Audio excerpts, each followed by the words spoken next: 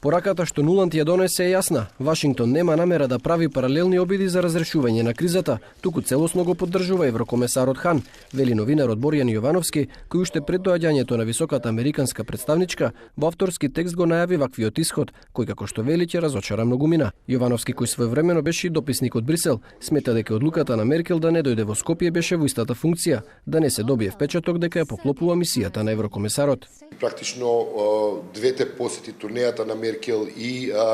посетата на Нуланд би требало да ја зајакнат мисијата на Хан и да стават јасно знаење, да се нема илузии тука во Скопје дека ќе има некакви паралелни процеси кои се надвор од она што веќе ни е познато од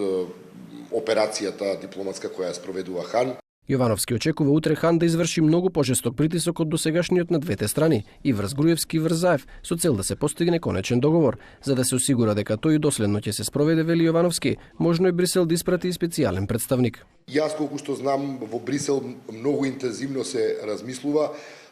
доколку биде постигнат договор да се обезбеди тој специјален представник на Европската унија кој ќе биде известен гарант и монитор на она што би се договорило, како таа преодна влада да ги спроведе препораките на Прибе, а со цел да се обезбедат оние услови за